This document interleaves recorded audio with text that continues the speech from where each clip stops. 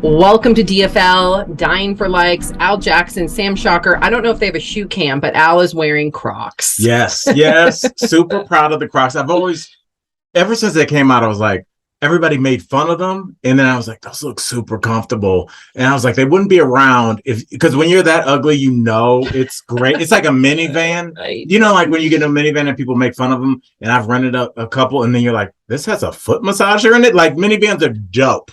They're dope. So don't hate. And it's like, I feel like maybe Crocs are the minivans for your feet. People hate, but they're comfortable. I'm glad you said that because Jeff Schroeder, our co-host for Daily Blast Live, for some of you, if you don't know how Al and I know each other, we also host a show called Daily Blast Live. Yeah, season 6. We've had Jerry Springer co-hosting with us. It's been crazy. Yeah.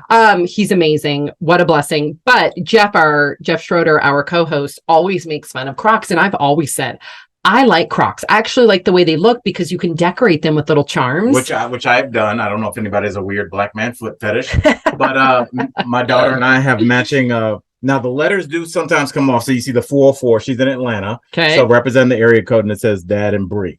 Oh, yeah. I love that. Okay, so aside from the Crocs, we are back in studio, and I just want to address the elephant out of the room because some of you have mentioned that this is off center. Did you say the elephant out of the room? In the room. You said out of. I said the elephant in the room. Every elephant is out of your room. There's no elephant. I'm pretty sure I said elephant in the room, but Hold on, we have to ask producer Kelly. What did she say? I thought it was in the. Yeah. Oh my goodness.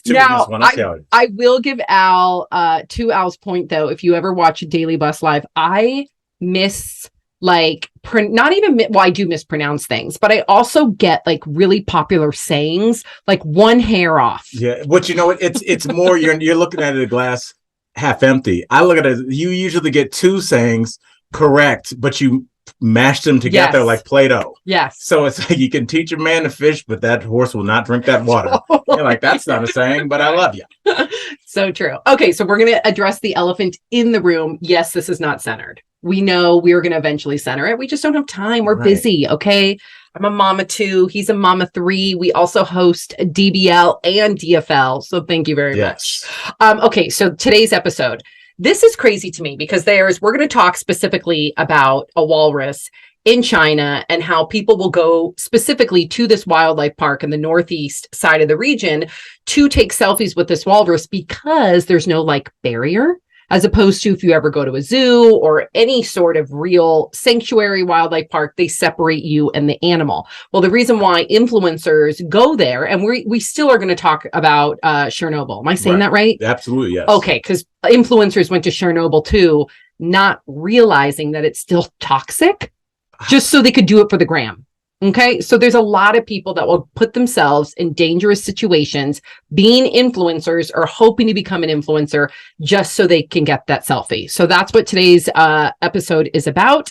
We'll also talk about some of the psychology about it because I read a really fascinating article. We are not clinicians, but I can give you some tidbits. We play one on podcasts. Yes. Okay. So this is, first of all, it is tragic. I just want to give a trigger warning for anybody. This is a very tragic story. Hopefully we can use this. Again, the whole point of this podcast is to understand it, but also cautionary tales, right? Because this could be any one of us or our children or our friends or a loved one, whatever it may be. And Sam, let me say this. I'm glad we're doing this because he's an adult that had a job. He was it seems like a highly functional person. And I think we should show that to people that these aren't just all 12-year-olds that are being pushed into jumping off a bridge by their friends, literally sometimes.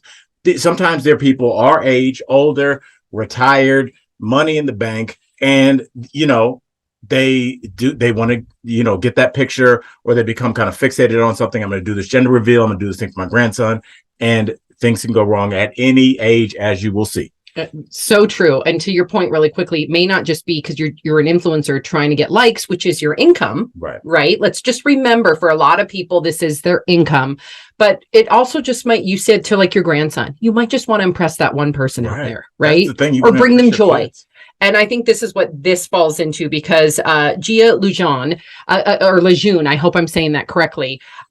He apparently, before I get to all the details, he did send the video specifically to one of his friends because, again, he wanted to bring somebody joy. That's according to his friend. So sometimes it's not just currency. Okay, so this is a man in China who was taking a selfie with this famous walrus. So this walrus is, first of all, this was in May of 2016, but this walrus is 1.5 tons. Oh my goodness. What's a ton? Like a car?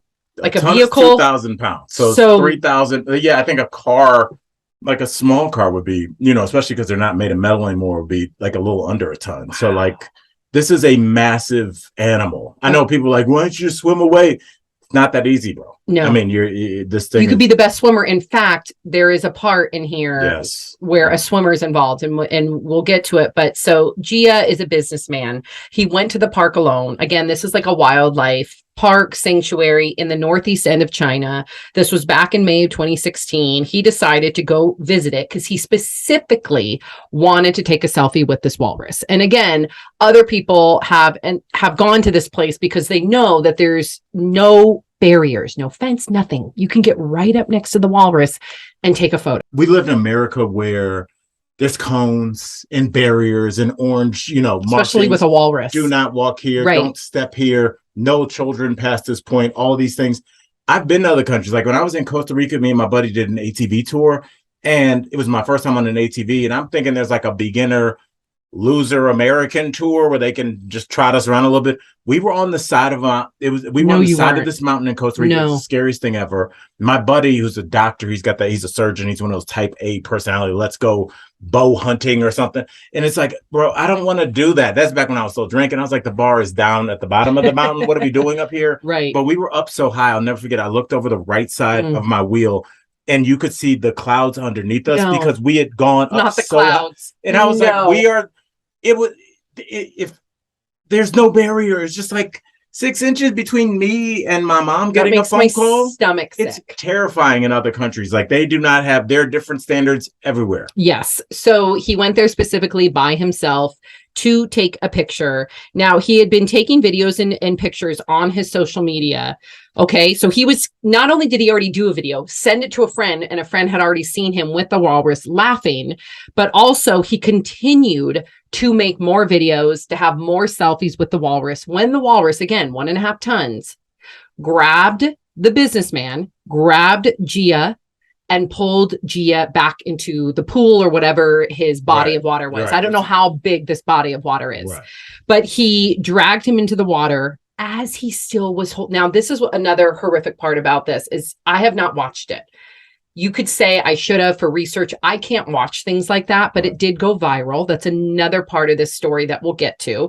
So apparently you see him continuing to like hold on to his camera, not realizing how fast it happened when the walrus took him, dragged him, submerged him into the water. And then you actually see him, apparently, again, I'm going to be forthright, did not watch it, but apparently you see him swinging around. That image to me, just describing it, is traumatic. It was terrible. I did watch it. You did watch it? It was, and I don't need, like when I watch sports, when somebody breaks a bone, I don't like seeing any of that stuff. But, it was there and I watched it for research purposes. I'm glad you didn't. But you see him swinging? Like, fighting? Well, you see it just pull him down. And the fact that he was even able to come back up. But, this was a walrus that I believe was playing with him. I don't think that, and it happens a lot with bears, with elephants, the relative size, it doesn't matter. We as human beings cannot stand up to that. And, this was just a man that, let's be real before we go any further, Sammy, no disrespect to the dead.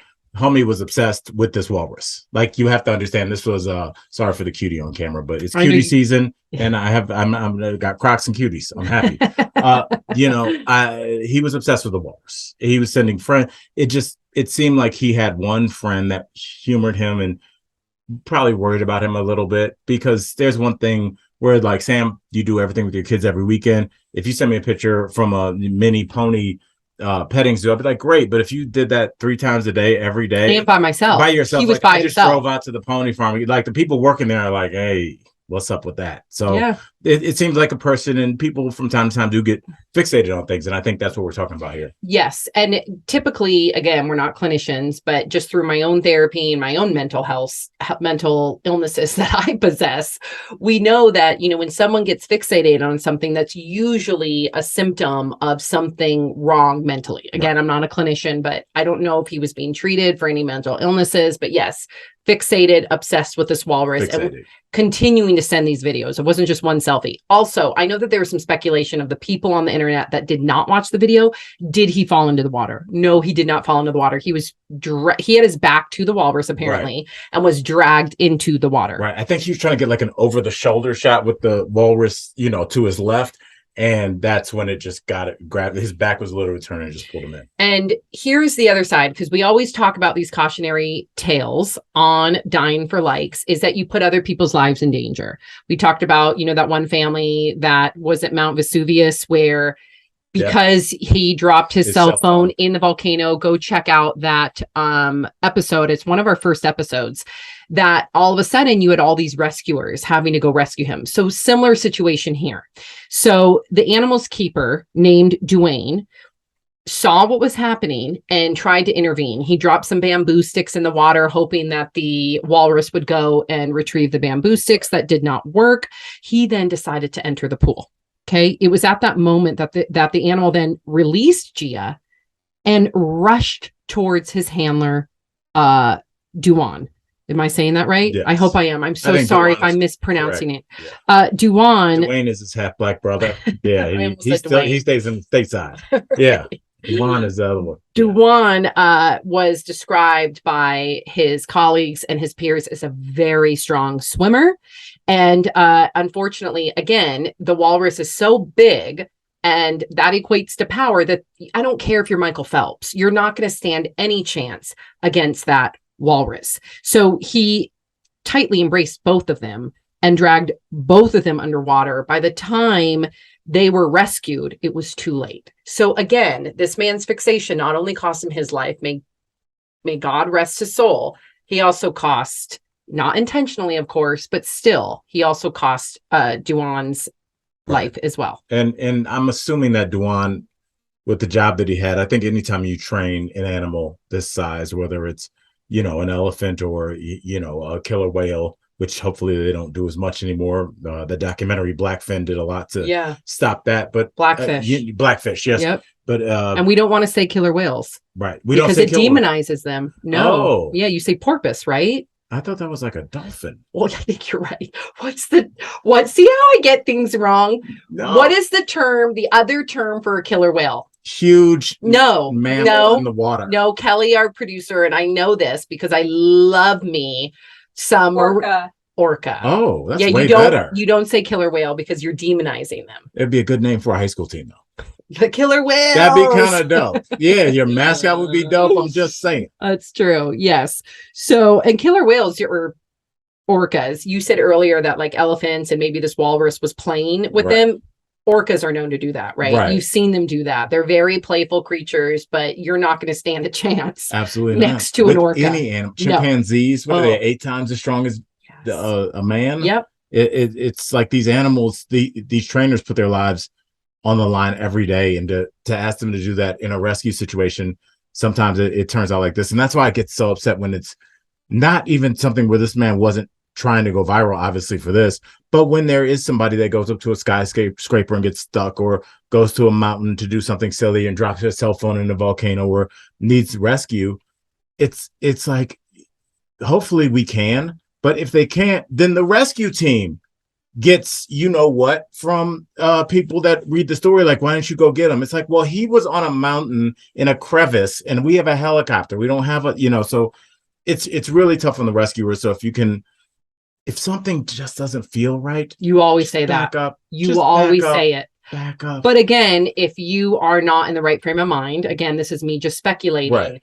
That's a recipe for disaster. And that's why many people have accused this park of not doing enough to separate their spectators. Could be children, could be people that aren't present, that are dealing with mental health disorders, mental illnesses. And so why wouldn't you prevent those situations from occurring by having some sort of a barricade? Right. There was nothing. I mean, if you look at the picture, it's a body of water. It almost looks like an inlet, like when there's a big body of water, but they kind of bridge it off a little bit.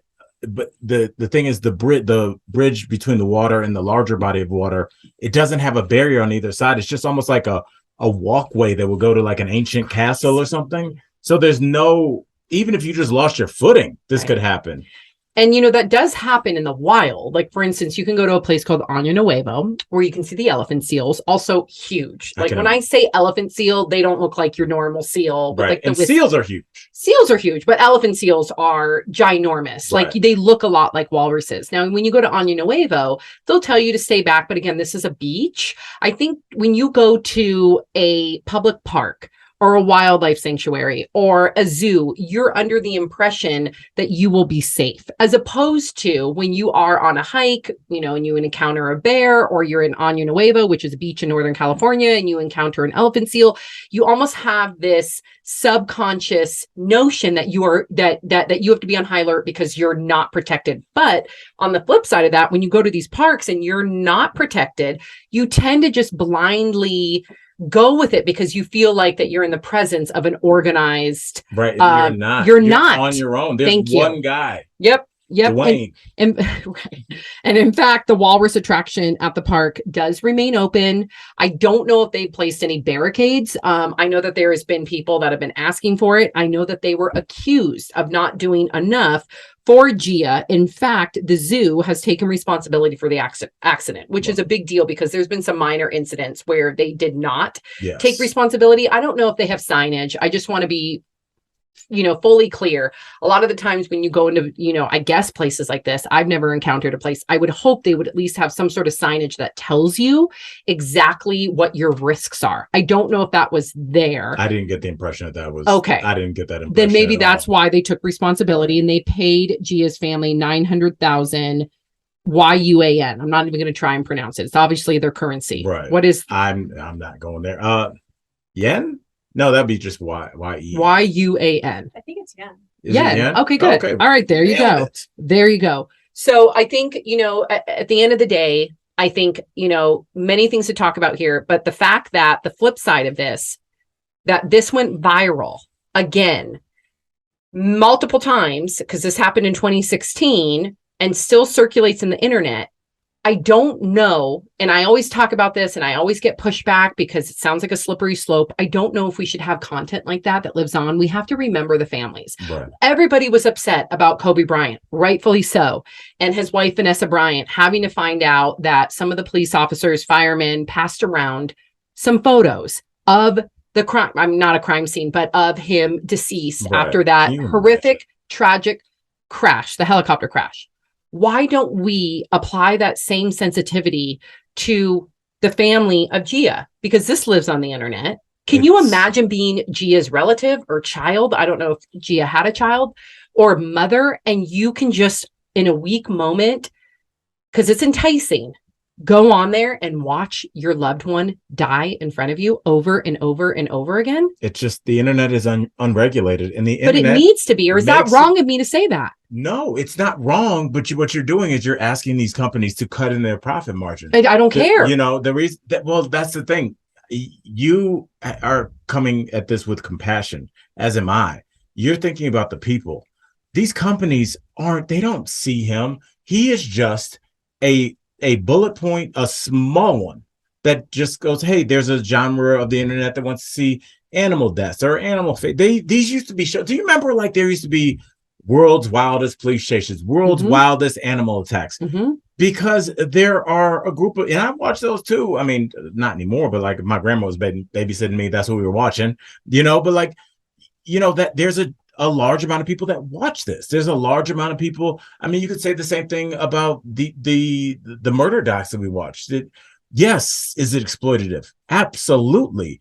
But are we all guilty? If you watch college football, they're not getting paid, and I'm watching it. Isn't that exploitative? I think so. So it's not as traumatic, though. It's not as traumatic. It's not as traumatic. And I think one day, if you remember in our lifetime for sure, but let's say even 50 years ago, when you would talk about mental illnesses, people would not believe it, so to speak, or they wouldn't equate it just with lazy. Right. And they wouldn't equate it with, a brain being an organ, as opposed to like if like your kidney or your liver had issues. I really do think at some point, let's say in 30 years, we're going to look back and we're going to see how addictive, because you talk about addiction too. When I talk about mental health issues, addiction goes in there. 50 years ago, people would talk about addiction and it was seen as just bad. Absolutely. Right. That's their fault. They don't have enough willpower, that, blah, blah, blah, blah, blah. And they never saw it as an actual condition and an addiction. I really do believe that one day we're going to look back and we're going to see that these phones are just as dangerous as alcohol. And this is no disrespect to anybody dealing with addiction issues. Please don't misconstrue me. I think it's dead on. I think it's in the same, it's not even a reach. Yeah. We are going to look back and we are going to admit that we all did not see that this is a real legitimate addiction. And that includes not only staring at your phone and being on social media apps, but also having the enticement of sitting on, just the internet and looking at videos that mess with your dopamine or whatever those chemicals are in your brain. Correct. So I think regulation is, yes, it can be a slippery slope. I'm all for, free speech and all of that. But I also think that this device and the internet is so addictive that it is changing people's brain chemistry, just like it would when you get addicted to drugs. Yes, absolutely. Because when you're addicted to drugs, you make things make sense for you. You're like, yeah, I'm stealing $100 out of my mom's pocketbook, but like, it's not even justified. Like, she has money and I'm her son. I can do that. Like, and then when you get sober, you're like, oh my gosh, I stole from my mom. And I think you're exactly right. Maybe that moment that I just described will be us 30, 40 years I from hope now. so. I really do. I hope we actually can narrow that gap and we can do more things to be proactive. I know Silicon Valley is doing something right now where they have an ethical committee, and these are all former or current board members, former app developers who know that these algorithms are so much smarter than the smartest human being in the world to keep you addicted, to keep you on. So if that means they know that you personally like watching death videos, they're going to continue. Well, what does that do to your brain? You watch one death video, they're going to do something else to keep you hooked. Then all of a sudden 3 hours goes by and you've watched nothing but death. Death or conspiracy, right? Or exactly, why cocaine is good for you, or anything that's going to self-validate, and it's terrifying. Absolutely. So I would say a few takeaways again, because the article that I read, I believe it was in Psychology Today, talked about how addictive the internet is, how these videos are, how everything from our apps, everything's designed specifically to keep you hooked. And that's what that ethics committee in Silicon Valley is trying to create legislation to prevent all that. I hope they do. All their children, all like the big developers out there, their kids aren't allowed to be on the internet. Absolutely. So does that not tell you something? Like, if the people developing these apps don't let their children use cell phones because they know how dangerous they are. And again, I use apps. I'm not saying like, I don't subscribe to exactly what you subscribe to. I'm on that path too. I know for me, it's very addictive. Right. It's almost like, I don't know if you ever had a friend that worked at a fast food place and you're like, oh, that's so cool. You work at insert name here. And they go, don't get the chili fries. And you're like, why not? And they're like, don't get them. Mm-hmm. And you're like, okay. And you just know, but inside. So the people inside are saying that we don't let the people we care about use this. Think about that. Yep. And so parents out there, to all of you who are watching, all I can say is just be aware. I try to be aware of what content that I'm watching. I know for a fact that if I were to watch this video, it would emotionally affect me. Now, on the flip side, if somebody out there knows that it would entice you, the algorithm is going to change so that you get more of those videos. It's not healthy. Right. It's not. Try and fill your cup, so to speak. I hope I said that saying right. I think fill your cup is just something people do. It's not really a saying. Fill your cup. Take that into the world with you. I'm going to use it. Try and fill your cup with things that make you feel good. Right. And try and set limits for parents out there. If your kid's upstairs doing homework, check on them, make sure that they don't, because all of a sudden your 10 minutes on Facebook or Instagram or watching these crazy videos turns into 3 hours. And all of a sudden your homework's not done, or you're feeling awkward. You have no social connection. It's a recipe for depression. When you don't have human connection, when you're not filling your cup with feel good affirmations or just relationships with actual people, it is proven that it leads to anxiety and depression. So my advice from what I read is set limits on your phone. Have you set any limits on your phone? Absolutely. Okay. Yeah. Mine's 15 minutes. What's yours? For all my apps, 15 minutes. Oh, well, I'm not on my apps that much. Sammy, I'm good telling for you, like, I have broken away from the internet. I am like kind of proud of you. Done. I know. Yeah, I proud feel of you. So free. Yep. It's very weird. I might throw down a bet on some football, but I don't even really watch the game. Like I started making music and I have stand up, and I just realized that like the things that I was watching was influencing me, because you could even just take this story, as tragic it is in the way that we're covering it. If you are a person that is watching videos that you're watching these death videos and there's somebody in the corner making snarky comments, you'll see this same video, the same story, but it'll be another YouTuber and they'll be look at this fool. Okay, now I guess I'm falling in the water. Oh no. And so now you're starting to look at death as it's a funny thing. It dehumanizes. There's no empathy. A dumb person. They deserve what they got, and it feeds into a very negative cycle. It can brainwash. It really can. So takeaways, be aware. You personally, myself, Al, on what you consume. You can go on your settings on your phone and you can set limits and it'll shut down the app. Of course, you could log back on. But for me, it's just that like 3 seconds. I need that like reminder. I need that. And it works for me. And then if you're a parent out there, just, when you go and check on your kid, if they're doing their homework, just be aware. We always talk about, Al doesn't like that I say electronics, but we always talk about check their electronics. You can see how much time they're on their phone. So we did that once on Daily Blast Live, where we saw how much we are on our phones, and it's alarming. Like you forget, all of a sudden 3 hours goes by. So I want everyone to be aware of yourself personally, set those limits, and then also be aware of your kids and what they're consuming. And look at what they're consuming and fill your cup. That'd be a good t-shirt. I know. I like it. What you have shows coming up? I do. I will be at the Downtown Denver Comedy Works September 21st. Ooh, I want to go. Yes, okay, September 21st. I'm I'll be in Grand Rapids, Michigan at the Dr. Grins Comedy Club September 22nd through the 24th.